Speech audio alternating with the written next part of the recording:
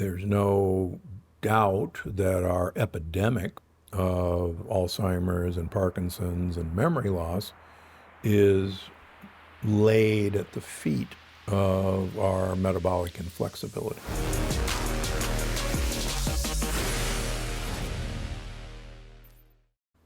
Dr. Stephen Gundry, welcome back to the show. Tom, thanks for having me. Great to be here. Dude, it's really good to have you. I really enjoyed this book. As I've said many times on this podcast, I judge a guest by whether the research is going to move me forward in my life, and unlocking the keto code is really intriguing, and I'm super grateful that I'm going to get to drill down on some of these. So keto changed my life.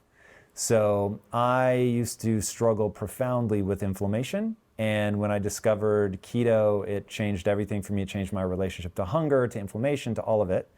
And in the book, you make it very clear that we don't understand some fundamental things about ketosis and ketones. And so let's start with, what don't we understand? Well, I guess the best place to start is what we thought we understood about ketones.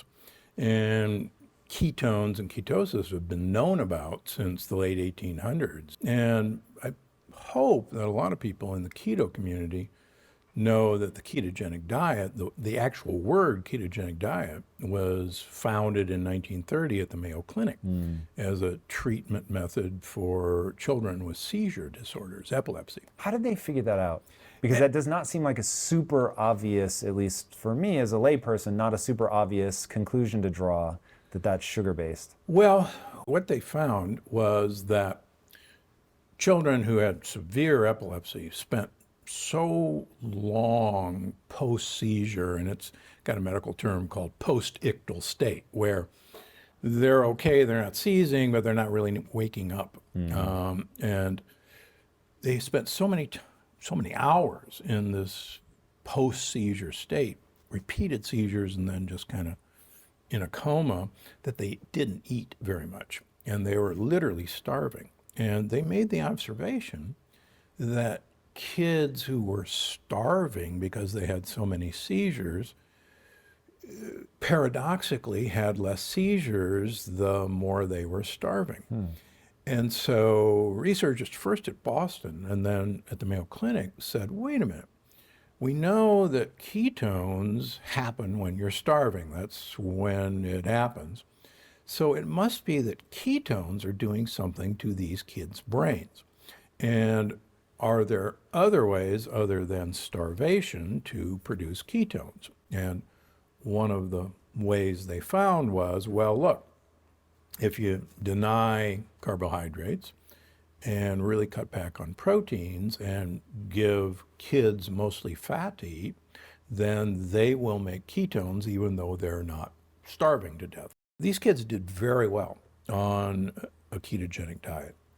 50% of them had complete seizure control. Recently, I've got a young man who's a high school student who, despite 2 meds, was still having seizures so bad he was in special ed and falling way behind. And his mother brought him to me in my clinic in Santa Barbara, and we put him on my ketogenic diet, which is kinder and friendlier. And the kid woke up, he's off of his medications, he's now Was he doing any kind of keto before that? No. Okay. Not at all. So went from meds to meds and keto, or keto only? Keto only. We took him off his meds. Wow. He woke up, wasn't, drugged, and now he's taking advanced classes, and he's actually playing soccer for his soccer team in high school. And he could not do any of this. I mean, can you imagine a kid with a severe enough seizure disorder to be on 2 meds, now actively playing high school soccer? That's crazy. Just by changing. When did this come back into vogue? So I had somebody on the show when this was still Inside Quest. His son had seizures, epilepsy, and he said they didn't even tell him about ketogenics because they said compliance was so low that they didn't even mention it to parents anymore. And he had to go do his own research, and he found some obscure article in a journal from the 1950s. He was like, hold on a second, did the same thing, put his son on, boom, total remission, Yep. has not had a seizure in 20 plus years. Yeah, well, that's a great point. So the ketogenic diet, the high-fat ketogenic diet for seizures, once phenobarbital and dilantin came and the new seizure drugs came, it died because kids couldn't do an 80% fat diet. They actually had growth retardation, and they just wouldn't follow it. Right. So what happened actually in the 80s was people discovered medium chain triglycerides, MCT oil. And this oil was the miracle oil that some of these TV shows were done. And what they found was that MCT oil could convert into ketones in the liver, and we'll get into why that happens. And they found that if you put kids on a MCT oil-based diet, you could give them far less MCT oil, far less fats, and you can give them tons of carbohydrates, which I'm a parent and grandparent now, and you cannot deny children carbohydrates as much as we think we should. So these kids could have more carbohydrates, more protein. They could grow and develop normally, but they'd still stop their seizures. And How much do you have to reduce the carbohydrate intake if you're using MCT oil? You can't just add MCT oil, right? You still have to modify. Really? So no matter how much carbohydrate I'm intaking. What's amazing is, and this is human studies, you can take a tablespoon of MCT oil, which is not much, and you can actually, within a half an hour, generate a generous amount of ketone body production from the liver. 0.5. At least 0.5, 0.81. Whoa. From 1 tablespoon of MCT oil. I've never tried it, so I can't deny it. But man, knowing how hard it is to produce ketones without it, that's scandalous. Yeah, and that was the beauty of this. And so when I actually started writing this after I wrote The Energy Paradox, which we've talked about, and I was trying to explain, where ketones fit into all this in terms of energy production. And as you know, I like to back up what I say with research, either my own or somebody else's. And as I was trying to explain how beneficial ketones were for energy production, for protecting mitochondria, for turning mitochondria into fat-burning efficient machines, when I started looking at the research to back up what I was saying, I went, holy cow, I'm wrong about this, and so is everybody else. Ketones aren't some fantastic... How'd you deal with that? Most people cannot, especially if they've talked about it publicly, they can't change their position. Hopefully that makes me one of the more believable nutritionists around, because I'm always willing to say I was wrong. So what was the first thing that made you go, wait a second, I don't think we were on the right path? Well, one of the most amazing things, and I've had a ketogenic diet in all my books. So for the last 20 years, I've had a ketogenic program for my patients. And looking back, when you actually look at the list of things I allow on my ketogenic diet, there's tons of carbohydrates, and yet it works extremely well. And I've been using MCT oil for my program from kind of day one. So I've written that ketones make you an efficient fat burner, and I firmly believe that. So I was going to prove how ketones actually make your mitochondria incredibly efficient at making energy. Right. And probably the best way to explain this is we know that ketones were discovered during starvation. And nobody quite figured out why they were produced until the 1930s. But then how ketones came about to be known what they did really started in the late 70s, 80s, up to the year 2004 at both Harvard with George Cahill and Dr. Owens and Dr. Veach at the NIH.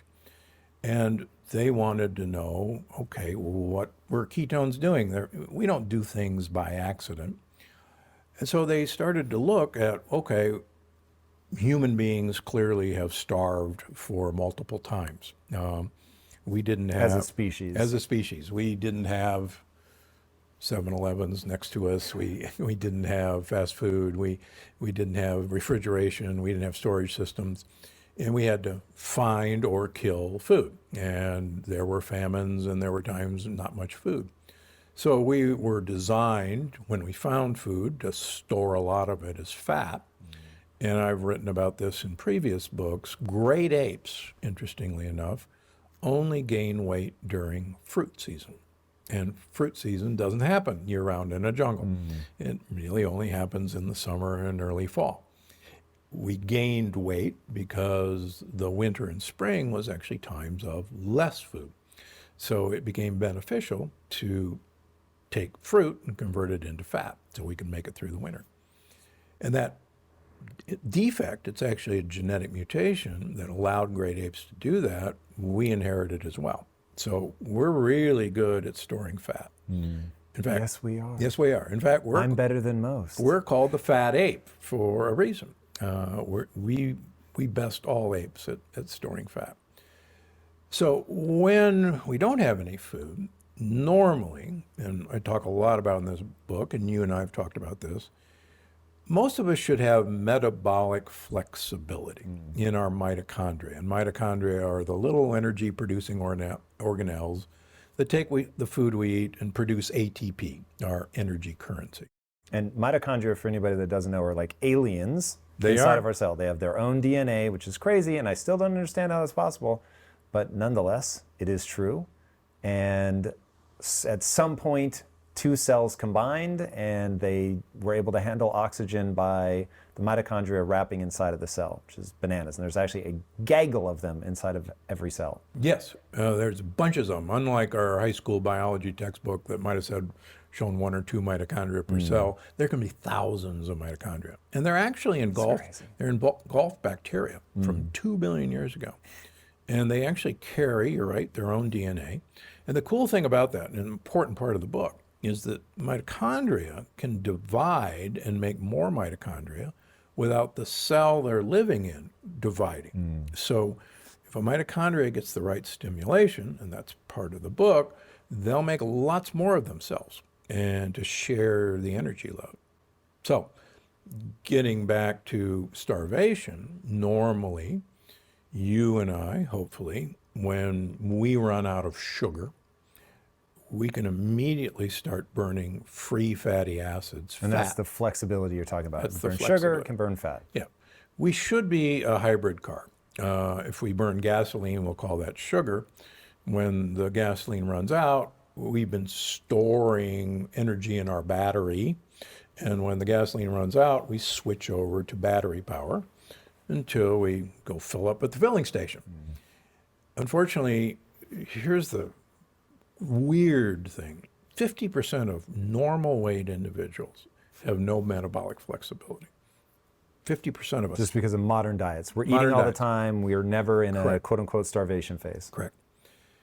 If you're overweight, 88% cannot shift between burning sugar and fat. If you're overweight, if you're obese, 99.5% of people cannot shift to burning fat. And as a what fuel. does that mean? Why does that matter?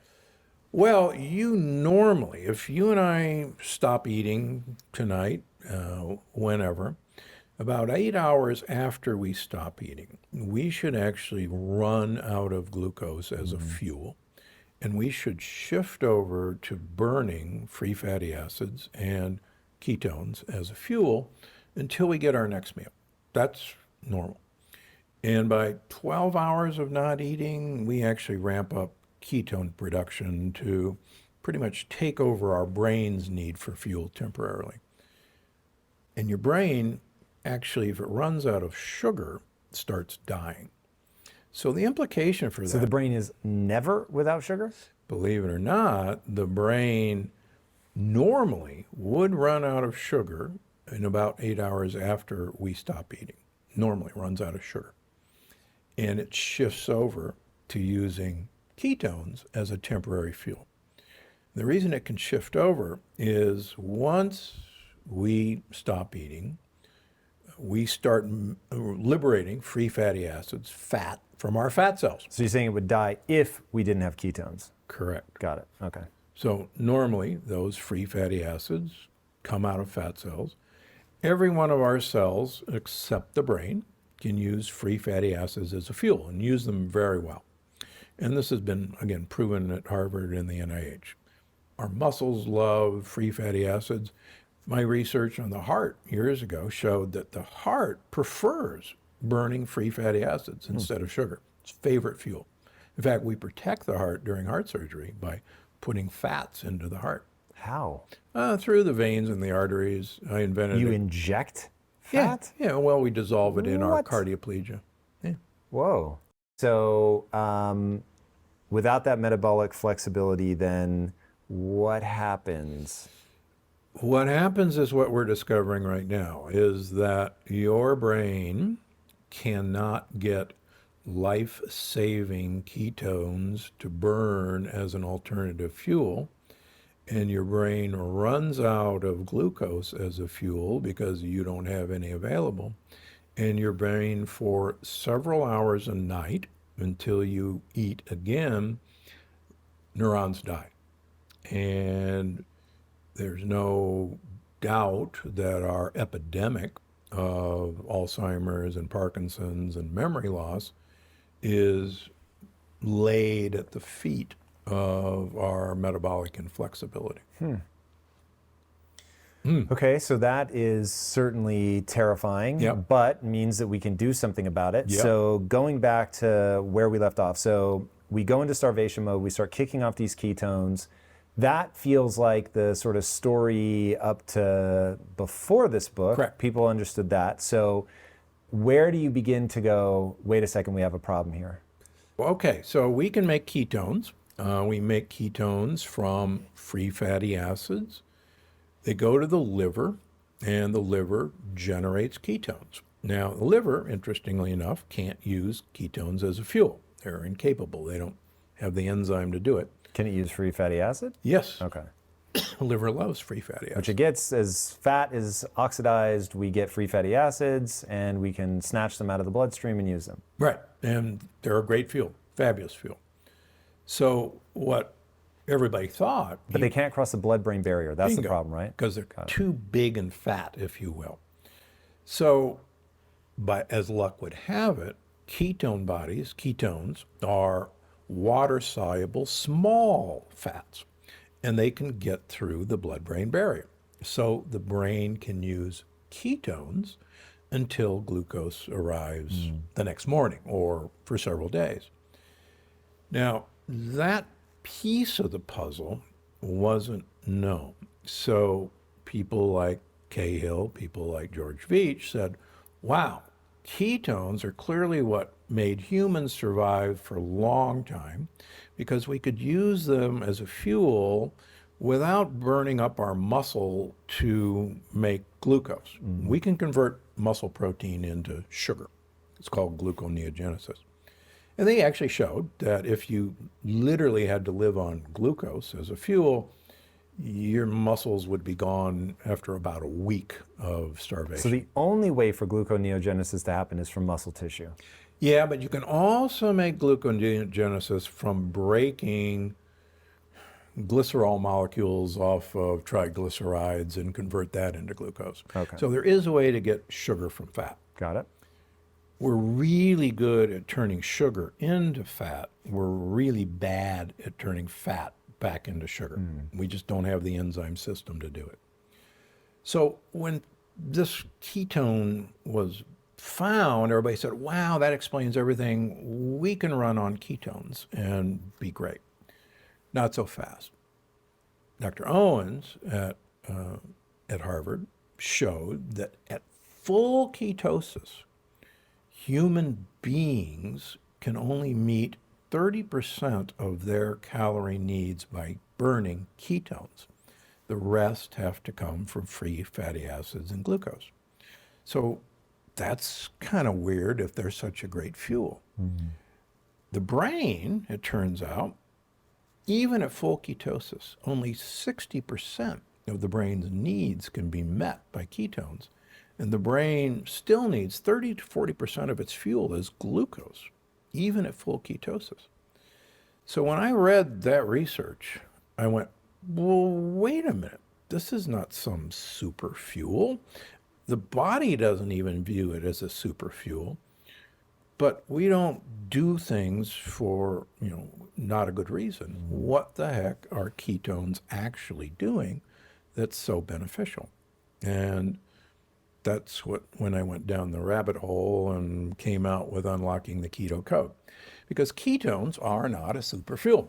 They are actually a signaling molecule that tells mitochondria to protect themselves at all cost from damage and to save themselves at all costs if you are starving to death. Because quite frankly, if we're starving to death, if you don't protect your mitochondria that make energy, that's the end of us. You die. You're done. So I read a silly little paper. It's actually maybe one of the most important papers I've ever read by Dr. Martin Brand in the year 2000. And it's a simple paper called Uncoupling to Survive. And I hope all your viewers and listeners dig it up, check with Google, it's there. And what he said was, it just, talk about a paradox. And he said, look, in extremis, the mitochondria has to survive. So the mitochondria is instructed by ketones to literally start wasting a lot of the calories that it would normally process into ATP and throw them away. My brain broke when I read that part of the book. I know. And I took down a note. I was like, hold on. And I know you answer it, but I was like, there has to be an evolutionary advantage to this. I cannot see how in a moment of starvation we would want to kick off extra energy and quote unquote waste it. At least for me, this is all coming together at a moment where it feels like there's these breakthroughs in science which are all pointing to the depression of the mitochondria and their ability to produce energy in a good way, which is weird. Yeah. Yeah, I and most ketogenic diet experts have always taught that ketosis, you teach your mitochondria to be energy efficient, to get energy out of every last calorie, because you're starving to death. So you need to turbocharge and supercharge your mitochondria to eke out every last drop of energy. And that makes incredibly sense. It's intuitive. It feels right. It feels really good. But what Brand said, no, you're wrong. They do the exact opposite. And you go, no. There's no food. Why in the world would you waste food? So what he showed was, and I have a fun time in the book talking about the Mito Club. Yep, let's hear about it. Yeah, so mitochondria make energy by energizing electrons and protons in this long tube called the electron transport chain inside a mitochondria. And I likened this long tube to the hottest, hippest club in town, where people go to the club to couple, to meet someone. To hook up. To hook up. And if they hook up, they exit the club and they let the imagination run. Got some energy. Get some energy. We're good to go. Make some energy. And this club is hot, it's crowded, there's hormones through the roof, there's alcohol flowing, and everybody's bumping into each other and everybody's trying to couple with everybody else. Normally, oxygen should couple with a proton and exit the back door and make ATP. Oxidative phosphorylation, some people have heard. But because it's crowded and there may not be a lot of available protons that people want to couple with, electrons could also couple with oxygen, and they're not supposed to. And they make nasty free radicals and reactive oxygen species, and punches start being thrown, chairs are flying, and beer is flying. And there's bouncers in the club to try and calm this down. And everybody knows about antioxidants. Turns out there's only two antioxidants in mitochondria. Surprise, surprise. Melatonin, which most people don't even know is an antioxidant, the sleep hormone, and glutathione. There's only two. So they're the bouncers. So getting back, the club is hot, it's energy, there's damage being done. You gotta keep this club under control. So everybody's trying, there's only one way out of this club, through this back door. But people are getting frustrated and they want to leave because it's a bad day to couple and they're not coupling. So it turns out there's emergency exits in the club where if things get too hot, if people get too frustrated, they can push open an emergency exit and leave the club. The mitochondria have emergency exits. And there's actually 5 emergency exits in our electron transport chain. And they're controlled by uncoupling proteins. Now, I spent 6 months trying to figure out a better word for uncoupling. And because people think of uncoupling like Gwyneth Paltrow getting divorced. I uncoupled my marriage. But uncoupling means that instead of joining a proton with an oxygen molecule to make ATP, the proton leaves the club, leaves the mitochondria without making energy. So what Brand showed, and others have subsequently confirmed, is that mitochondria at rest, you and I sitting here, 30% of all the calories that enter our mitochondria right now are going through these emergency exits and never making ATP. 30%, just here. And Normally. Normally. And you're Not saying, in starvation mode, just normally. You and I sitting here, and you go, what a stupid idea. You and I have to eat 30% more calories every day just to make our normal amount of ATP. And you go, well, why would I do that? Well, it turns out generating heat is what those calories do. And you and I are warm-blooded animals. And in Is fact, that the only way we generate heat? it's actually the only way we generate Okay, heat. so the emergency exit is how we stay warm. Correct. And it turns out that brown fat, which a lot of people have heard of, brown fat is our energy, our heat-producing fat. Does that mean that brown fat has more mitochondria in it? It's so many mitochondria that it looks brown under the microscope. Okay. They That's are interesting. crammed in there. And we thought brown fat only existed in babies to keep them warm. And there is a lot of brown fat in babies. But we now know that you and I actually have brown fat. And the more brown fat we have, the healthier we are. And we'll get to that.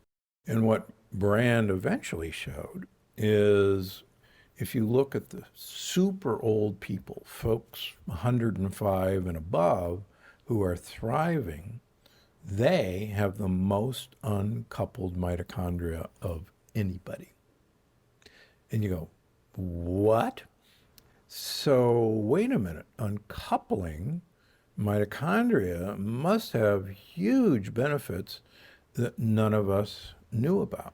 Let's get back to ketones. So ketones tell mitochondria that trouble is afoot and to protect yourselves at all costs. So the first thing you do, mitochondria, is don't damage yourself by making energy. And making energy is very damaging to mitochondria. So waste, making energy, waste more calories, protect yourself, cool it a bit. But secondarily, that makes no sense because you got to have enough ATP to survive. So simultaneously, the mitochondria is instructed to make more mitochondria to share the workload. Now think about this. The Iditarod is being run, and let's have a one dog sled. Well, yeah, the dog can pull the sled, but he's not going to go very far before he tuckers out.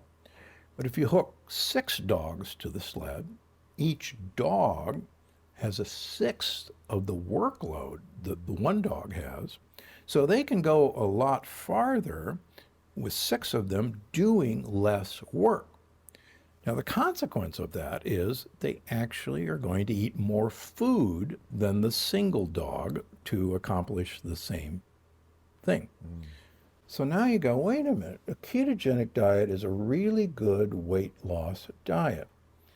It can't be because the mitochondria are more efficient, because if they're more efficient, they can get more calories, more food, more energy out of the buck. Right. And in fact, you lose weight.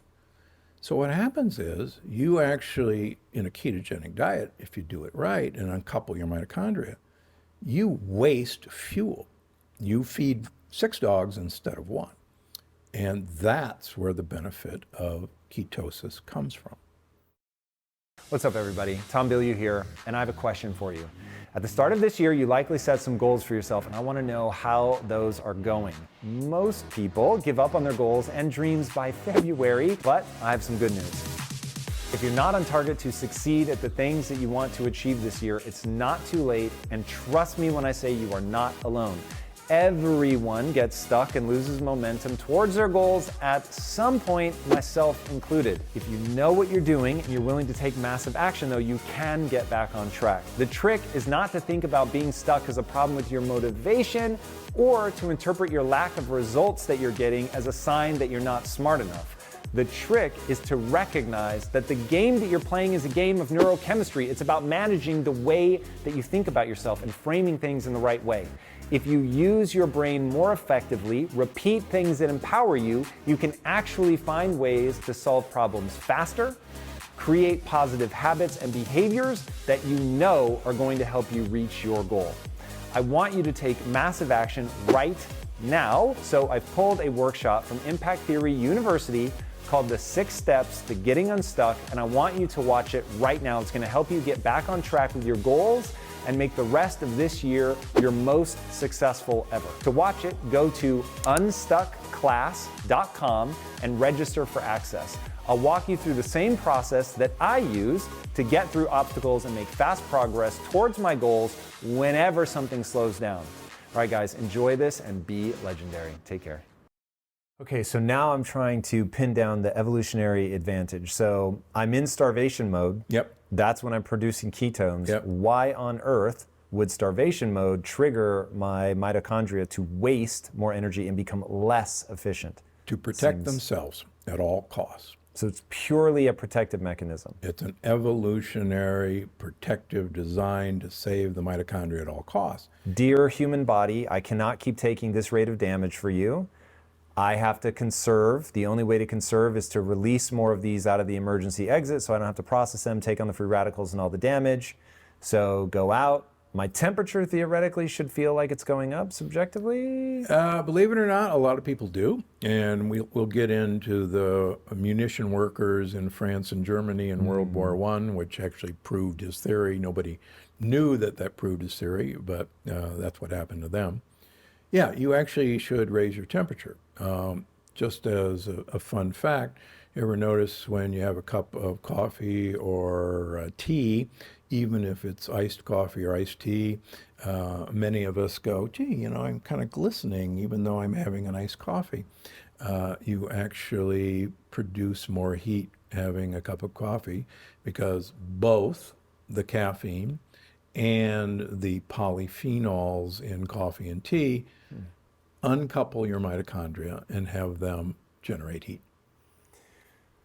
So interesting. Okay, so my mitochondria is protecting itself by uncoupling. They're getting rid of this stuff. They're making more of themselves Okay. to share the workload.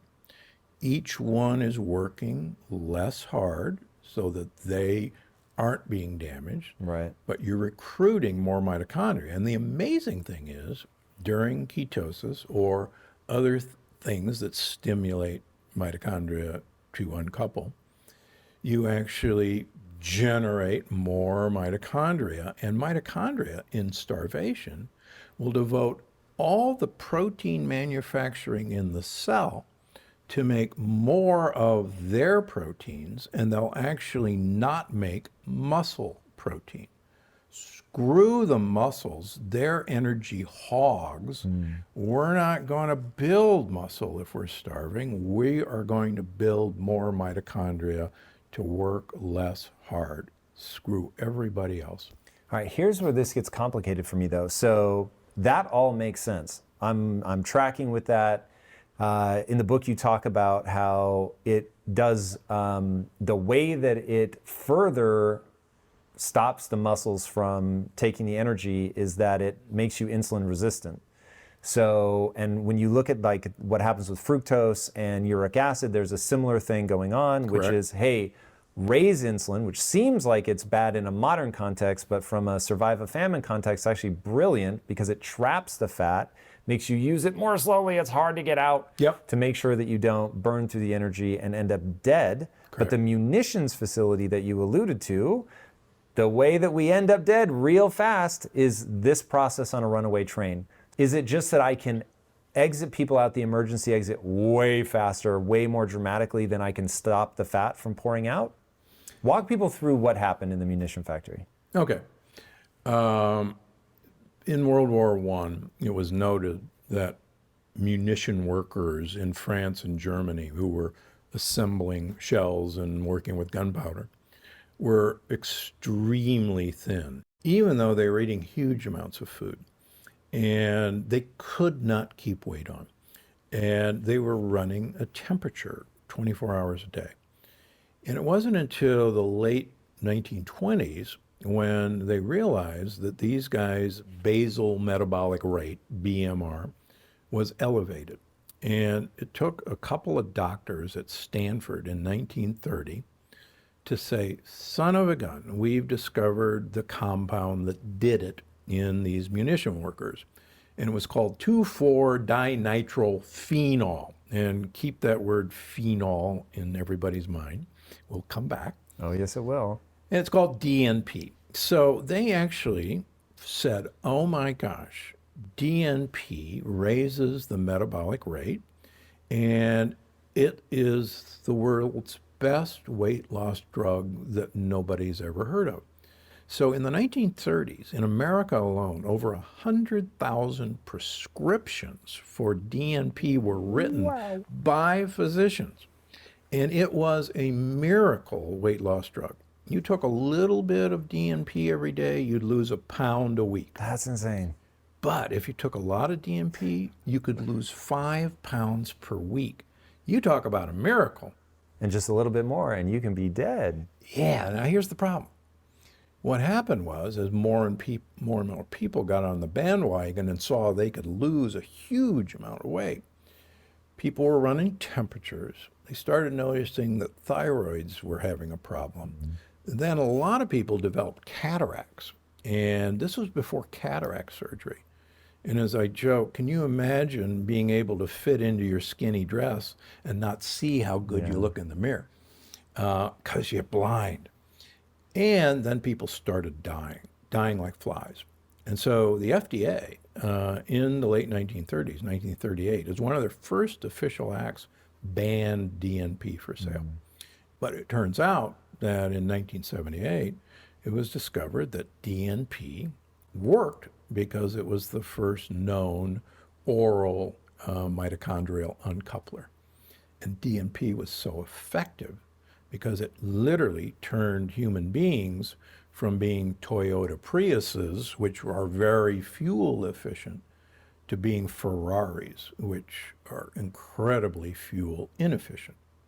Now, as I talk about in the book, there might be reasons you and I would want a Ferrari rather than just wasting fuel. But the point is, these people threw fuel out all these side exits of their mitochondria. What does it become when it takes the emergency exit? It actually produces heat. That's why all these people were running a temperature. Kicks off as just heat, kicks nothing off as else. Heat. In fact, looking back, at Gundry MD, we have a number of products with thermogenic compounds. Compounds that we've known for years produce thermogenesis, make heat. Lo and behold, every one of these compounds uncouples mitochondria. And lo and behold, that's why they're thermogenic compounds. They make heat. Okay, so now I think we come back to phenols, polyphenols specifically.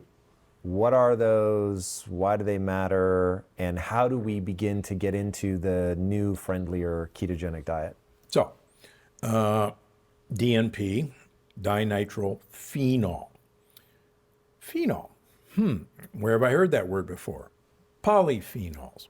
Polyphenols are used by plants to protect their energy producing organelles, which are their mitochondria, but they're called chloroplasts. So let's go back to us for just a second. Oxygen, we have to have oxygen to make ATP normally. Oxygen is very damaging to our mitochondria. All these free oxygen radicals, blah, blah, blah. So we can't live without oxygen, but we can't live with it. And so we have to, sop up the damage the oxygen does.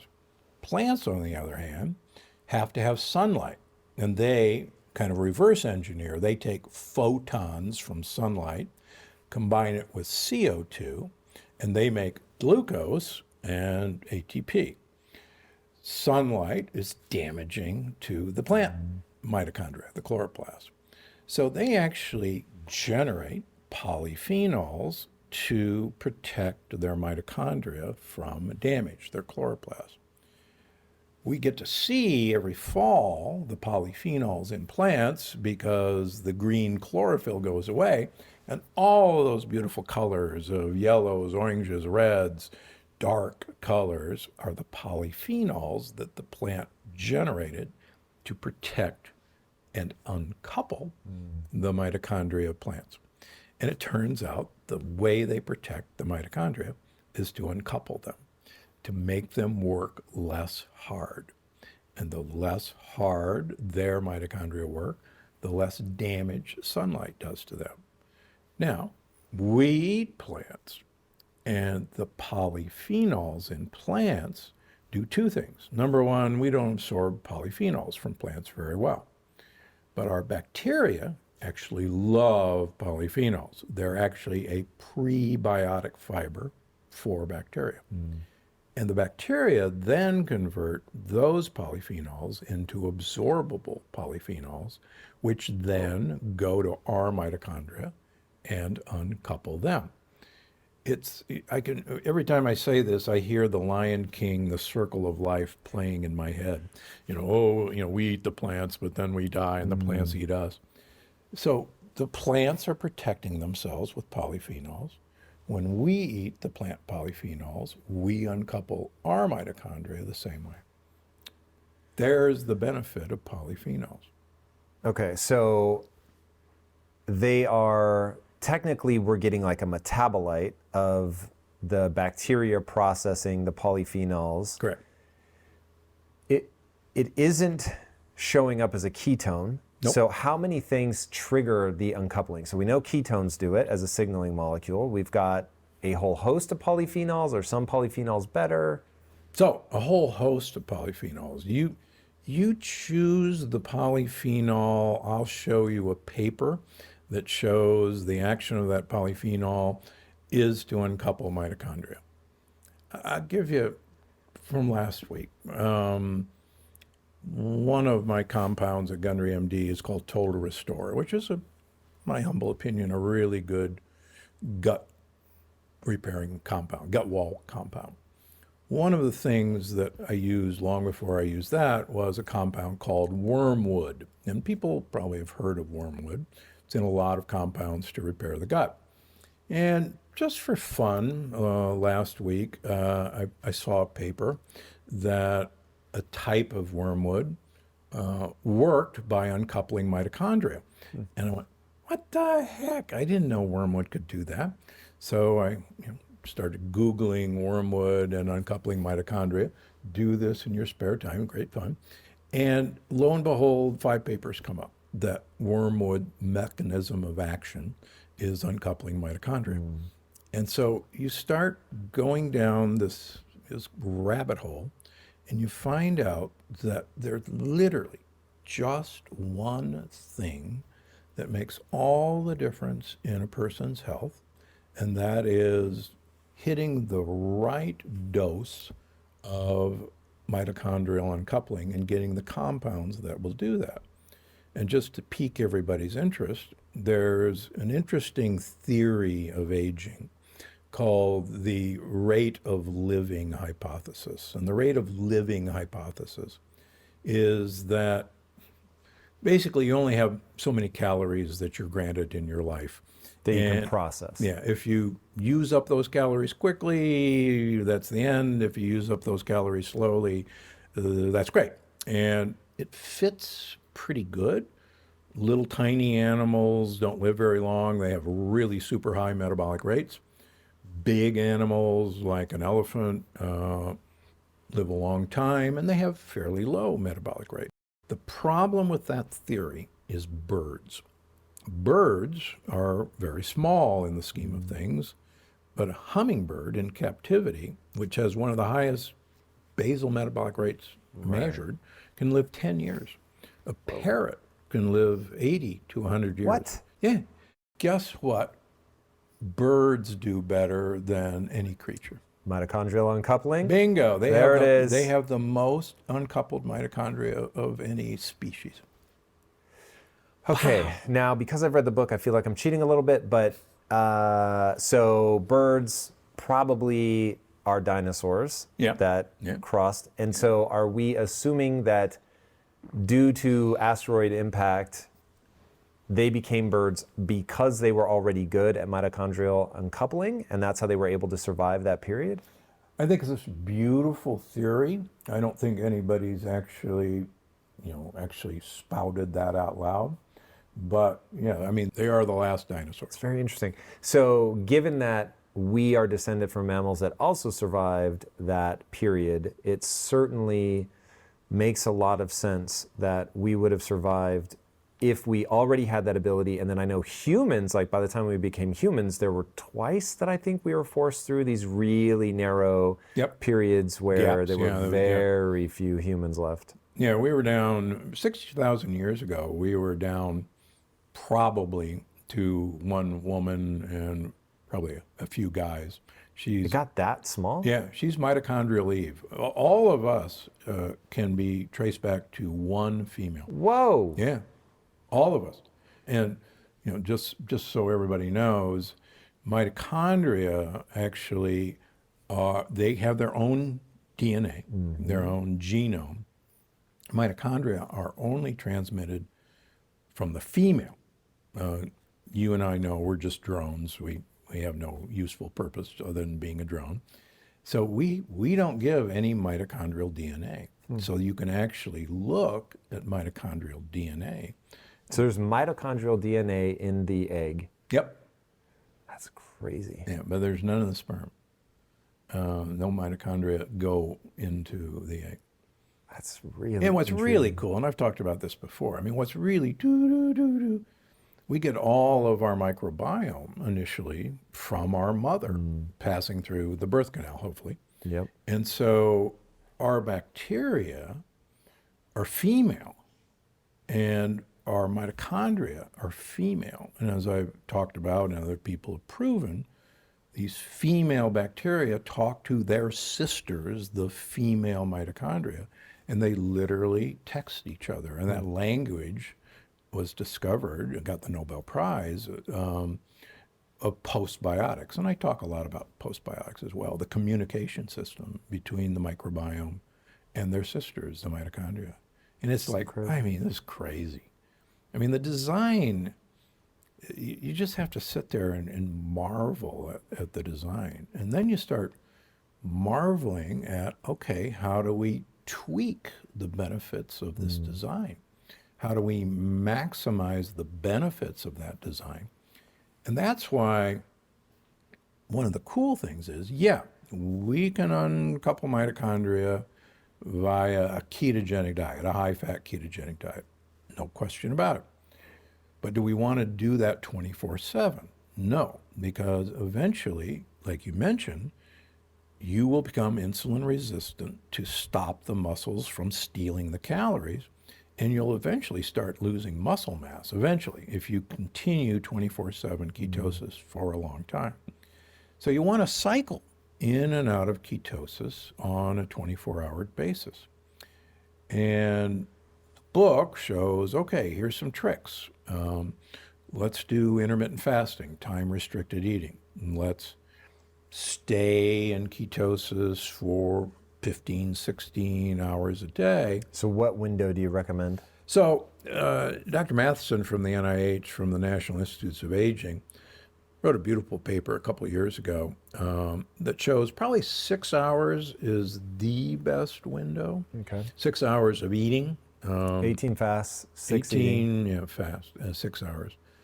Does he have an opinion on number of meals in the 6 hours?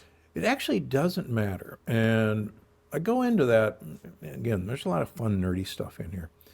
A guy by the name of Rafael de Cabo, also at the NIH, showed that all the calorie restriction literature, and calorie restriction, you know, cutting 30% of all the calories you eat every day is really the only bona fide proven way to extend lifespan across multiple species. But the problem is it's unsustainable. There is a calorie restriction society in the United States. It's hilarious. They're miserable individuals. They're cold. They're miserable. They're hungry. Why aren't they warm? Because if they're putting themselves in starvation mode, they're triggering this whole thing. They've literally now gone into a thrifty gene mode. They're so far down the line. So you pass through this. Correct. Then, you know, they're so far down the line. But De Cabo said, hey, wait a minute. I think we've got this calorie restriction wrong because we're controlling the animal's food and we're putting the food in their cage and we're giving them X amount of food. I wonder if the time of day that we put the food into the animal's cage and the time they're eating the food and the time they're not eating the food was really what the difference was. So he designed an experiment, which is really kind of cool. He designed an experiment based on the rhesus monkey studies of the University of Wisconsin and the National Institutes of Aging. And these were calorie-restricted monkeys, but only the University of Wisconsin study showed extended longevity. The NIA study showed no extended longevity. And they had different diets. And he said, I'll tell you what, I think you guys are both wrong. I'll bet you it's the time of eating. So he designed an experiment where they had a calorie-restricted group of both diets for rats, but he had a third group that all their food came out at 3 o'clock in the afternoon. And animals ate it quite rapidly. And they still they ate up all their calories in about 8 to 12 hours, and then they were fasting, about 12 hours at least. And that's a long time for a rat. They compared them to rats who got their food all day long and all night long. The rats who got food all day long, all night, had no metabolic flexibility. They couldn't make a change between burning sugar and burning fats. Right. The rats who got full calories but had it put out at 3 o'clock in the afternoon had metabolic flexibility. The rats who were calorie restricted also had metabolic flexibility.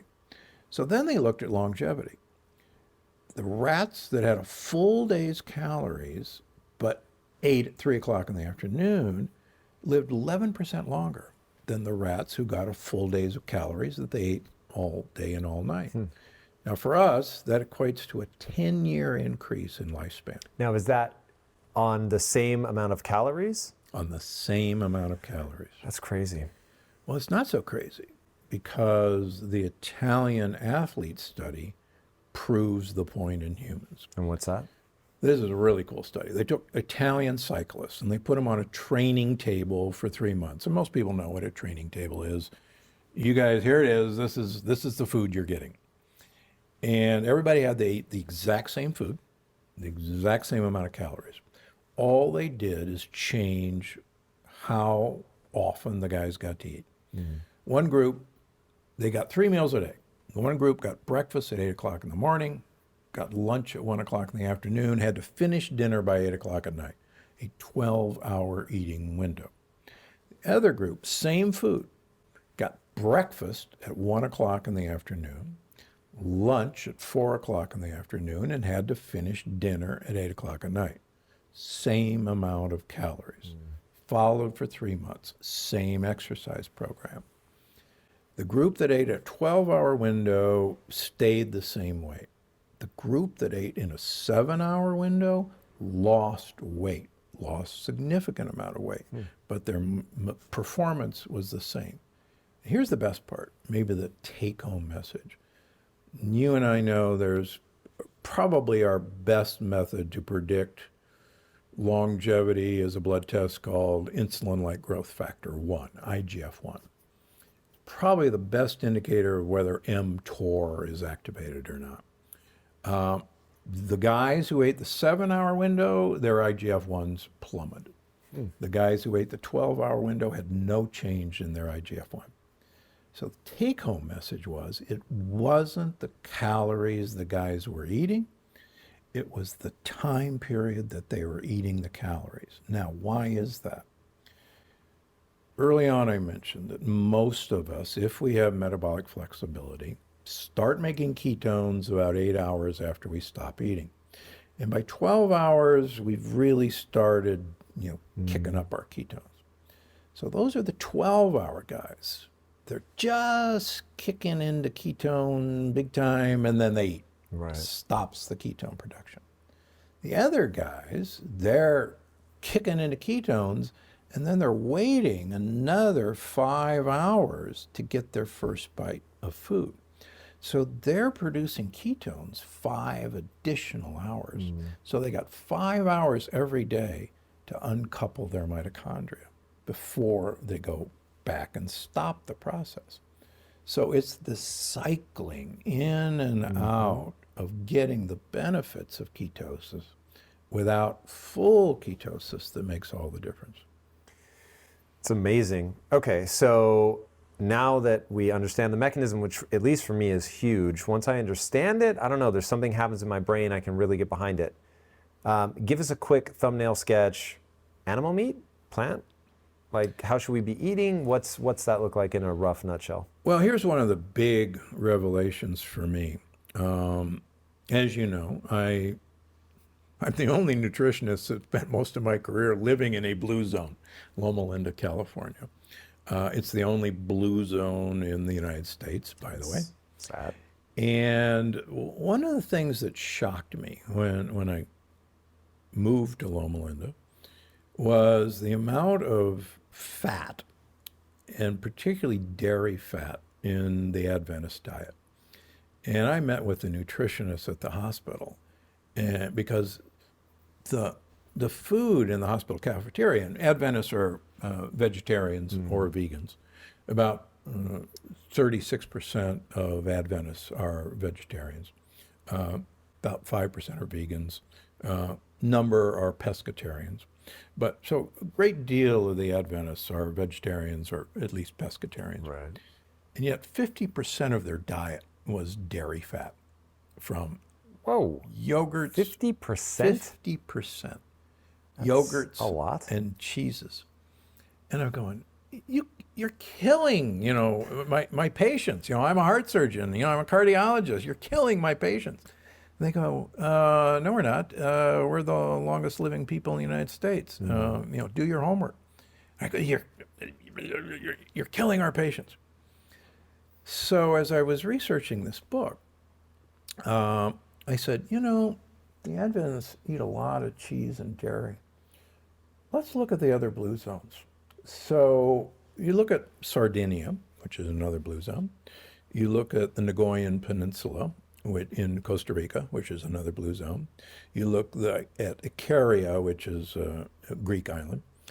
And lo and behold, the Sardinians are unique in that the Sardinians are basically two populations. There's the folks who live up in the mountain and the folks who live down by the sea. It turns out only the people who live up in the mountain have longevity. See, that's interesting. And they're sheep herders and goat herders. And they eat huge amounts of goat and sheep cheese. The folks who live down by the sea aren't goat and sheep herders, and they don't eat goat and sheep cheese. So there was a beautiful paper, we didn't put it in the book, but I'll tell you, that showed that the difference was the fact that these guys were eating goat and sheep cheese. So now you go, well, wait a minute, what's so cool about goat and sheep cheese? Something in there that's uncoupling mitochondria. I have a hunch. You got it. It turns out that 30% of the calories in goat and sheep milk are medium chain triglycerides, MCTs. In fact, most of the MCT fats are named after the Latin word for goat, capra.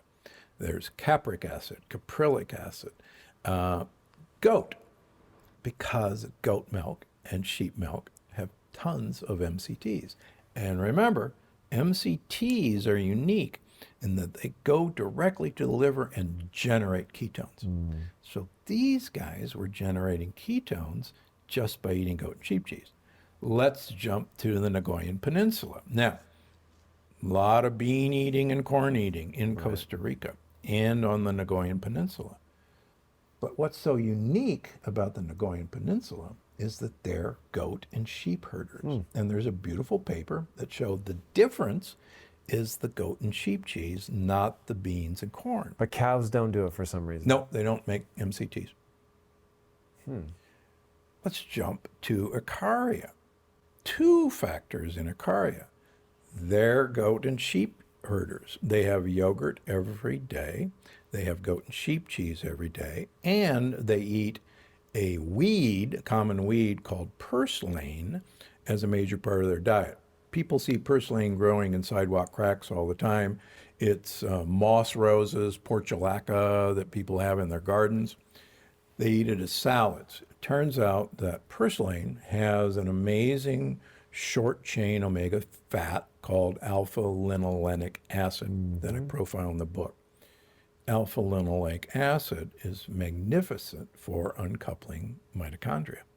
So it turns out that 4 of the 5 blue zones get their benefit by uncoupling mitochondria. And it turns out that the Okinawans, 85% of the ancient Okinawan diet was a purple sweet potato. It wasn't rice, they don't do it. It wasn't soybeans, they only use miso. It was the purple sweet potato, which is full of the purple polyphenols. Do they not have that anymore? Now the Okinawans are eating a Western diet. Oof. But, so all of these guys were uncoupling their mitochondria. All right, so Cool. eating goat and sheep cheese, Yeah. purple Okinawan potatoes, Yeah. and we're going to uncouple until the end of time.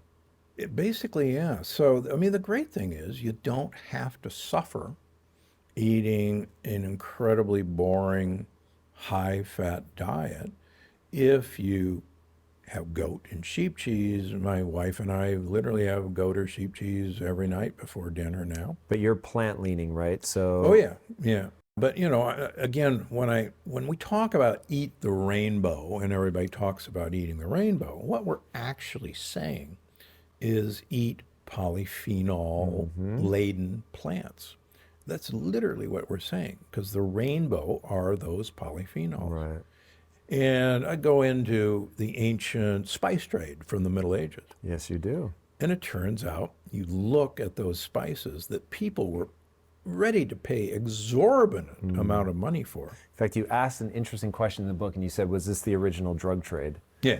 And that's interesting, because when you start to learn the history of like the spice wars, like people were killing people in like genocide levels for spices. Yeah, and in fact, very- 50% of the people on these ocean voyages for the spice trade died. Jesus. And so, Had to be something pretty worthwhile. This was drug trade, and the trade they were actually doing was for polyphenols. I mean, for instance, cinnamon was huge, cloves were huge. And I even have a fun chuckle, the gift of the Magi in the Bible, 2 of the 3 gifts were actually frankincense and myrrh, which are polyphenols, and both are shown to uncouple mitochondria. So interesting. So they brought the little baby Jesus mitochondrial uncouplers. Yes, they did. Who knew? Yes, they did. It's really incredible. Dr. Gundry, this is phenomenal. The book was really, really interesting. Thank you so much. Where can people get the book? Where can they follow along with you? Hopefully everywhere books are sold, Amazon.com, BarnesandNoble.com. Please go to your local bookseller. They need your help. The pandemic's been a disaster for them. They'll have the book. I've had multiple New York Times bestsellers. They stock my books, and they'll stock this one. Yeah. And then your 200th episode's coming up. 200th episode of the Dr. Gundry podcast is coming up. Wherever you get your podcasts, we're on Podcast One, the largest podcast carrier. Yeah.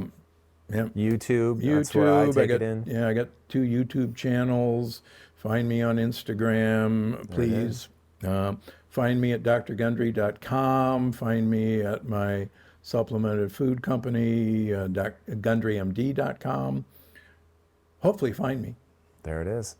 All right, guys, the book's incredible. I really feel like there's something interesting happening right now with a lot of these discoveries coming together around what's happening with mitochondria, insulin resistance in an advantageous way that goes awry in a Western diet, but it's really, really intriguing. I encourage you guys to dive into it. I think it will make it easier to implement the stuff in your life. Speaking of things you can implement in your life, if you haven't already, be sure to subscribe. And until next time, my friends, be legendary. Take care. Peace.